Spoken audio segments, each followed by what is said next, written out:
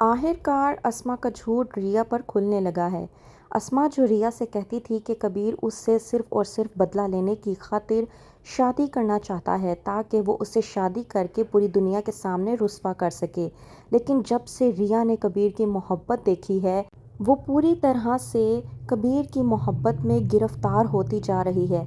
ریا جو کبیر کی محبت کو آزمانے کے لیے طرح طرح کی باتیں بھی بنا رہی ہے تاکہ وہ اس بات کا اندازہ لگا سکے کہ کبیر واقعی میں اس سے محبت کرتا ہے یا نہیں، تو کبیر کی باتوں سے ریا کو اندازہ ہوتا جا رہا ہے کہ کبیر سچ میں ریا سے بے انتہا محبت کرتا تھا اور اس سے شادی کے بعد اپنی زندگی خوشحال گزارنا چاہتا تھا، لیکن ریا جس نے اپنی بہن اسما کی باتوں میں آ کر اپنی اچھی خاصی زندگی کو تباہ و برباد کرنے کی کوشش کی، لیکن کبیر جو کہ ریا کو اپنے ساتھ کہیں اور لے آیا تاکہ وہ اپنے اور ریا کے رشتے کو وقت دے سکے، تاکہ ریا کو یہ سوچنے پر مجبور کر سکے کہ وہ جو کچھ بھی کر رہی تھی وہ غلط تھا۔ کبیر لے کر آتا ہے ریا کو اپنے ساتھ ایک ہوٹل میں تاکہ وہ ریا کے ساتھ اپنا وقت گزار سکے اور اسے بتا سکے کہ وہ اس سے کتنی محبت کرتا ہے۔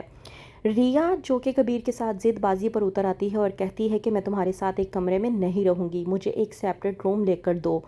کبیر جو کہ ریا کی ان حرکتوں سے پہلے سے ہی واقف تھا۔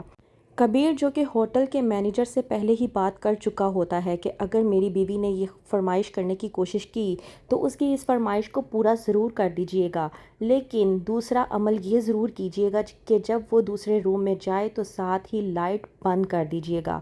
مینیجر جو کہ کبیر کی بات کو مانتے ہوئے کہتا ہے کہ آپ جیسا کہیں گے ویسا ہی ہوگا۔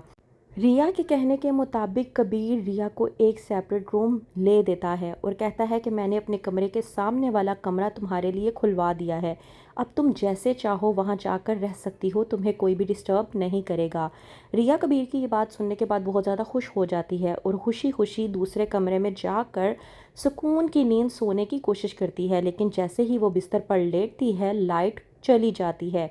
ریا چلاتی ہوئی کبیر کے پاس آتی ہے اور آ کر کہتی ہے کہ مجھے بہت زیادہ ڈر لگ رہا ہے، میں ایسے کیسے اندھیرے میں دوسرے کمرے میں رہ سکتی ہوں، میں ایسے نہیں رہ سکتی، میں اسی کمرے میں تمہارے ساتھ رہوں گی۔ کبیر جو کہ ریا سے کہتا ہے کہ تمہیں ڈرنے کی ضرورت نہیں ہے، جب تک میں تمہارے ساتھ ہوں تمہیں اپنی زندگی میں ڈر کا نام بھی نہیں لینا چاہیے۔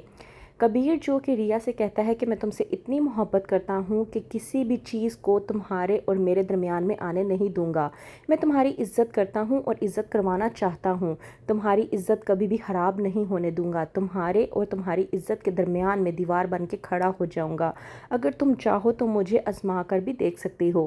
ریا کبیر کی آنکھوں میں اپنے لیے محبت دیکھ کر پوری طرح سے پگھل جاتی ہے اور کہتی ہے کہ میرے ساتھ اس طرح کا برتاؤ نہ کرو کہ میں تمہیں خود چھوڑنے پر مجبور ہو جاؤں۔ وہیں پر دوسری طرف مبین شاہ جو کہ اپنی بیوی وفا سے کہتا ہے کہ میں اب شادی کروں گا دوسری، اور وہ بھی اپنی ماں کی خواہش کے مطابق۔ وفا جو کہ مبین شاہ سے کہنے کی کوشش کرتی ہے کہ تم ایسا نہیں کر سکتے، تو وہیں پر مبین وفا سے کہتا ہے کہ یہ میری مجبوری ہے۔ وفا مبین سے کہتی ہے کہ اپنی اس خواہش کو مجبوری کا نام نہ ہی دو تو تمہارے لیے بہتر ہوگا۔ وہیں پر مبین وفا کو کہتا ہے کہ اگر ایسی بات تھی تو یہ بات تم مجھے پہلے بھی بتا سکتی تھی کہ تم بچہ نہیں کر سکتی اور ہمیں اتنی دیر تک اندھیرے میں نہ رکھتی، لیکن اب میں اپنی ماں کی اس خواہش کو پورا کر کے ہی رہوں گا۔